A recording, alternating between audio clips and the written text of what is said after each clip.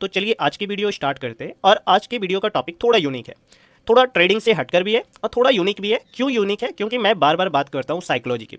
आपके multiple comments थे कि सर जब आप ट्रेड बना रहे होते हो तो आप किस तरीके से सोच रहे होते हो, और मैं सोच रहा हूँ कि इसी पर क्यों ना एक वीडियो बनाई जाए। क्योंकि मल्टीपल मैंने स्टूडेंट्स को देखा है जो बिल्कुल ही सही एनालिसिस कर रहे होते हैं, सेम टू सेम मेरा एनालिसिस उनके पास होता है। कई लोग आप देखोगे, क्योंकि मैं लाइव सेशन एवरी नाइट करता हूँ, अगर मेरे को नेक्स्ट डे ट्रेड डालनी है तो मैं आज नाइट में जरूर से ही लाइव सेशन लाऊंगा और उसमें मैं बताता हूँ कि देखो मैं यहाँ पर अगर ऐसा हुआ तो मैं यहाँ पर बाई करूंगा या मैं यहाँ पर सेल करूंगा। ये सभी चीज़ें मैं बता रहा होता हूँ। तो एक तो क्वेश्चन ये होता है कि सर कभी कभी आप डिसीजंस को चेंज करते हो और कभी कभी ऐसा होता है कि सर आप हूबहू सेम ट्रेड लगा देते हो जैसा कि आप बोलते हो। ये क्यों करते हो और इसके पीछे के रीजंस क्या है, और जब आप ट्रेड बनाते हो तो आप कौन सी बातों को ध्यान रखते हो। तो चलिए स्टार्ट करते हैं। अगर मैं यहाँ पर आपको कुछ बारीक चीज़ें समझाने को ट्राई करूँ तो मैंने बार बार आपसे ये बात बोली है कि देखो मार्केट में साइकोलॉजी मैटर करती है। अगर आप मोमेंटम को जज कर पा रहे हो, अगर आप ट्रेंड को भी पकड़ पा रहे हो, अगर आपकी साइकोलॉजी में वीकनेस है तो आप इन दोनों को पकड़ने के बाद भी आप ट्रेड में नहीं बैठ पाओगे। या तो आप जल्दी से बाहर आ जाओगे, या तो थोड़े बहुत रिट्रेसमेंट पर बाहर आ जाओगे, नहीं तो कम प्रॉफिट बुक करोगे, बड़ा लॉस उठा लोगे, या तो आप ट्रेड बदल करके अच्छे ट्रेड से बुरे ट्रेड में बैठ जाओगे। तो यहाँ पर जो मेन बातें आती है वो बातें आती है साइकोलॉजी की, कि लोगों के मेंटल हेल्थ देखो हर एक की कंडीशन बिल्कुल ही अलग है। मैं बोलता हूँ, और ऐसा ओशो भी बोलते हैं कि एक इंसान आपके जस्ट बगल में नर्क में हो सकता है और आप स्वर्ग में हो सकते हो। मतलब आप एक ही बेंच पे बैठे हुए हो, वो बंदा अलग डायमेंशन में जी रहा है, आप अलग डायमेंशन में जी रहे हो। मुझे याद है आज से कई साल पहले मैं बच्चों को पढ़ाया करता था स्कूल में, एक प्राइवेट स्कूल में मैं पढ़ाया करता था। उस समय मैंने अपने करियर्स की स्टार्ट ही की थी, मैंने कुछ पैसे कमाए थे उस स्कूल में पढ़ा करके। तो एक ही गलती सेम ही होती थी, और मैं बच्चों को दो अलग अलग तरीके से ट्रीट करता था। कुछ बच्चे जो देखने में अच्छे होते थे उसे मैं कभी कभी छोड़ देता था, और कुछ बच्चे देखने में थोड़े से अलग होते थे, क्योंकि ये आप बोल सकते हो कि मेरी नादानी थी या मेरा बचपना था। क्योंकि मैं उस समय कॉलेज के आसपास ही पढ़ रहा था, मतलब मान लो कि मैं 12th जस्ट मैंने खत्म किया था और मेरी एडमिशन कॉलेज में होने वाली थी। उस दौरान मैंने एक स्कूल को पकड़ा था पास में। तो वहाँ पर आज मैं वो बातें नोटिस करता हूँ कि ये जो नेचर है ना, वो एक गलती की सजा दो अलग पर्सन को अलग अलग तरीकों से दे सकती है। इसलिए मैं बोलता हूं कि कोई बंदा ट्रेड अगर लगाता है तो उसे ये बात समझनी चाहिए कि आपके लॉसेस अलग हो सकते हैं और वही बंदे जो अलग ट्रेड लगा रहे उनके लॉसेस अलग होते हैं। मैं आपको अगर समझाने को ट्राई करूं तो मैं बार बार क्यों बोलता हूं कि देखो यही चार्ट है जिसे देख करके कोई कल सेल कर देगा, और यही चार्ट है जिसे देख करके कोई बाई कर लेगा, बशर्ते आपने किस तरीके से चार्ट को रीड किया है। जब आप मेरे ट्रेड सेशंस की बात करते हो कि मैं ट्रेड में क्या चीज़ें फाइंड आउट करता हूँ, पहली बात तो मैं ये बात बताता हूँ कि देखो मैं जब भी ट्रेडिंग करने को आता हूँ, अगर मेरे को बाइंग में जाना है तो मैं खुद को पॉइंट्स देता हूँ कि ओके मेरे को 3-4 पॉइंट्स निकालने हैं जिसके कारण से मैं बाइंग कर सकूं। अगर मैं लास्ट सेशन के ट्रेड की बात करूं तो आप देखोगे तो मैंने आपसे 3-4 बातें डिस्कस की थी। मैंने पहली बात ये डिस्कस की थी कि मार्केट अप ट्रेंड में है, तो यहाँ पर मैं क्या कर सकता हूँ, बाइंग साइड की पोजीशंस को आइडेंटिफाई कर सकता हूँ। दूसरी बात मैंने आपसे ये बोली थी कि देखो मार्केट क्या करने को ट्राई कर रहे हैं, मार्केट 59,300 के लेवल को प्रोटेक्ट करने को ट्राई कर रहे हैं। मतलब क्या है इसका मतलब, ये हुआ कि जो डाउन साइड में बंदा बैठ के गया है वो एक स्ट्रांग बंदा है, और वो ये सोच करके काम कर रहा है कि 59,300 के ऊपर मार्केट होगा तो मैं यहाँ पर मैं मार्केट को राइड करूंगा। तो ये भी एक बात थी जो मैंने आपको नोटिस कराई थी। ये तो दूसरी होगी, दूसरा पॉइंट ये हो गया। तीसरा पॉइंट ये था कि मार्केट ओपन होने के साथ ही अपसाइड में एक बड़ी सी ग्रीन कैंडल बनाता है, तो ये भी मुझे थोड़ा पॉजिटिव लग रहा था, तो मैंने इसके अकॉर्डिंग भी यहाँ पर बाइंग साइड की पोजीशंस को आइडेंटिफाई किया।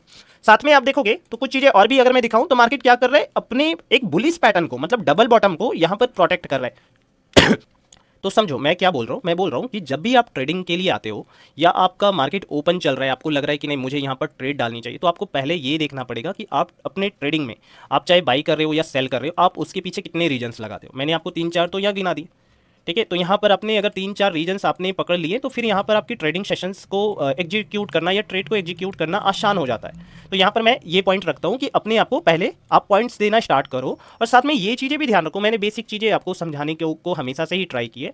देखो 4-5 बातें आप हमेशा से ही याद रखना, जब भी आप ट्रेडिंग को आना तो 4-5 बातें याद रखना। पहली बात तो ये है कि मैं ट्रेंड को देख के आऊँगा, ट्रेंड किस तरीके से है, मार्केट में सपोर्ट एंड रेजिस्टेंस को सही से लगाना है। अगर आपने सपोर्ट एंड रेजिस्टेंस सही से लगाया, आपने ये बातें नोटिस की कि मार्केट क्या करने को ट्राई कर रहे हैं, मार्केट 59,300 को प्रोटेक्ट कर रहा है, तो मैं यहाँ पर से ये बात तो समझ रहा हूँ कि मार्केट में बायर्स अभी पावर में है। तो अगर मार्केट इस वाले नंबर के ऊपर है तब तो मैं यहाँ पर बाइंग में ही जाने वाला हूँ।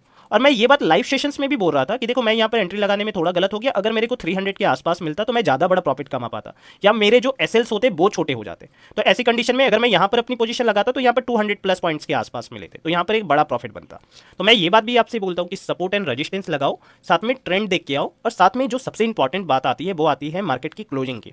ये चीज़ें आपके पास पहले से ही होनी चाहिए और ये डेटा आपके पास पहले से ही होना चाहिए। मैं ये बातें भी मेंशन करता हूँ कि देखो आप सप्लाई और डिमांड जोन भी देखते हो, मैंने ये बात भी नोटिस की, लोग सप्लाई और डिमांड जोन भी पढ़ के आते हैं या उनको ये लग रहा होता है कि ये तो एक डिमांड जोन है। मैं बोलता हूँ कि डिमांड जोन स्ट्रांग भी होना चाहिए, मैं बोलता हूँ सप्लाई जोन स्ट्रांग और वीक दोनों होते हैं। आपको ये भी तो पता करो कि डिमांड जोन स्ट्रांग है या वीक है, सप्लाई जोन स्ट्रांग है या वीक है। अगर मैं यहाँ पर एग्जांपल देने को ट्राई करूँ तो आप देखो, यहाँ पर कई लोग मेरे से लाइव सेशन में बोल रहे थे सर ये एक सप्लाई जोन है, ठीक है। मैं जस्ट अगर आपको दिखाऊं तो यहाँ पर लोग मेरे से बोल रहे थे कि सर ये एक सप्लाई जोन है। मैं बोल रहा हूँ कि जब तक मार्केट 59,000 के ऊपर है तब तक ये जो सप्लाई जोन है वो स्ट्रांग नहीं है।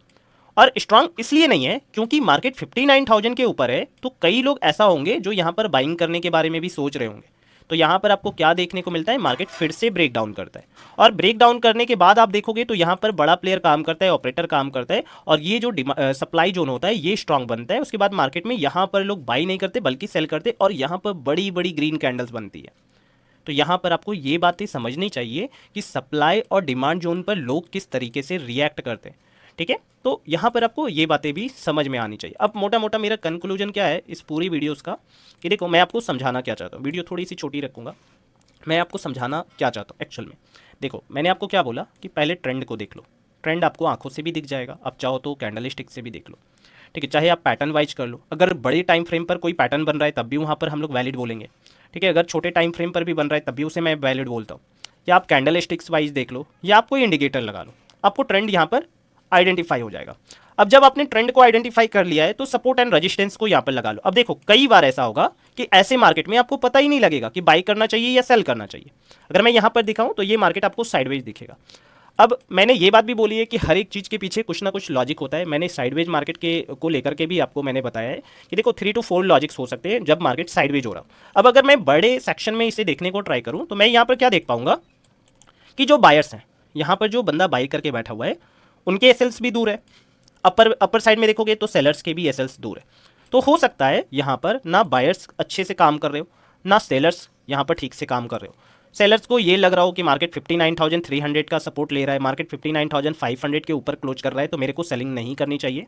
बायर्स को ये लग रहा हो कि मार्केट क्या कर रहा है, मार्केट अप साइड से रजिस्टेंस लगा रहा है, चाहे वो 800 का रजिस्टेंस लग रहा हो, 900 का लग रहा हो, या मार्केट में उनको ये लग रहा हो कि मार्केट क्या कर रहा है, यहाँ पर मार्केट रीटेस्ट कर रहा है।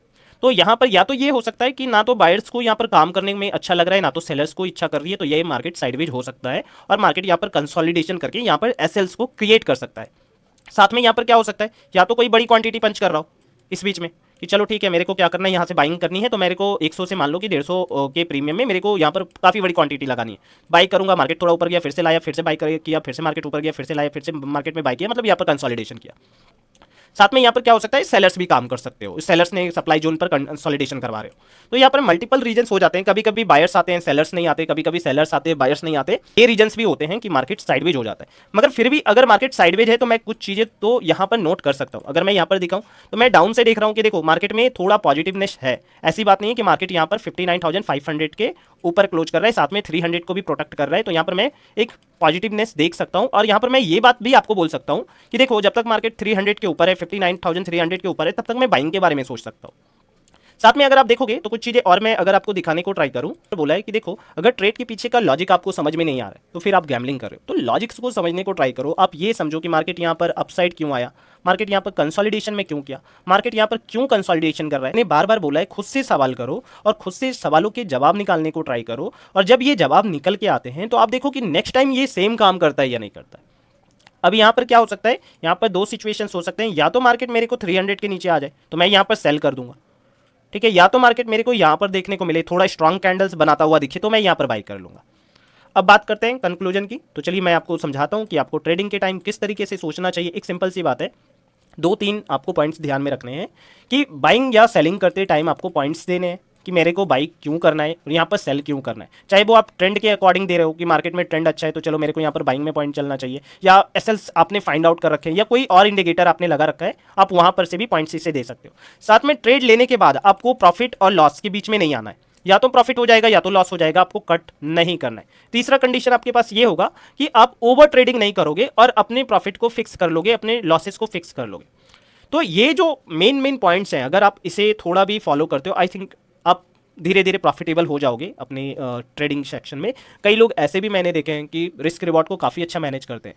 तो जो लोग रिस्क रिवॉर्ड को अच्छा मैनेज कर लेते हैं वो भी पैसे बना लेते हैं, और जो लोगों के पास एक्यूरेसी अच्छी है, जो लोग 5 में से 3-4 ट्रेड अच्छा डाल लेते हैं वो भी पैसे बना लेते हैं। बशर्ते आपको ये बातें समझ में आनी चाहिए कि रिस्क रिवॉर्ड को भी मेंटेन करने के लिए आपके पास सेटअप होना चाहिए, आपके पास डिसिप्लिन होना चाहिए, और आपको एक्यूरेसी भी मेंटेन करनी है तो आपके पास सेटअप्स और आपके पास डिसिप्लिन होना चाहिए। अगर आप दोनों में ही डिसिप्लिन और सेटअप्स को हटा दो तो फिर यहाँ पर ओनली लॉस बेचता है, आपका कैपिटल वाइप आउट होगा। तो आपने समझा कि मैं किस तरीके से सोच रहा होता हूँ, मेरा माइंड पूरा पॉजिटिव होता है। आपने कई बार देखा होगा कि मैं आपसे बार बार बोलता हूँ यहाँ पर मुझे लॉस दिख रहा था, यहाँ पर मुझे लॉस दिख रहा था, फिर भी मैं आपको बोल रहा था कि देखो मेरा ये माइंडसेट है कि यहाँ पर मैं 70 to 80% लॉस दिखने के बाद भी मुझे पॉजिटिव व्यू आया है, मुझे पॉजिटिव नंबर दिखे हैं। और एग्जैक्ट देखो ये नेचर है, ये नेचर आपकी बातें सुनती है और सेम आप देखोगे तो यहाँ पर मेरे को काफ़ी अच्छा प्रॉफिट देखने को मिला जबकि मैं लॉस में चल रहा था।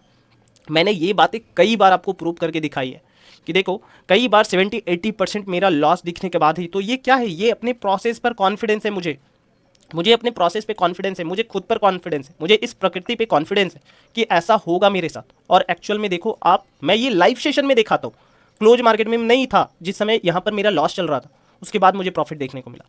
तो इस बात को समझिए, आपकी मेंटल जो स्ट्रांगेस्ट पार्ट है, जो आप मेंटली स्ट्रांग होगे तो हवाएं चेंज हो जाएगी, सूरज पलट जाएगा, नदियाँ बहना बंद कर देगी, मगर आपको प्रॉफिट होगा। और अगर आपका माइंड स्ट्रांग है तो आपको कोई नहीं रोक सकता, चाहे वो कोई भी सेक्टर में आप काम कर रहे हो, चाहे वो आप कोई भी सेक्टर में काम कर रहे हो, आपको कोई नहीं रोक सकता, कोई नहीं। आप खुद ही बंधन हो। जय हिंद।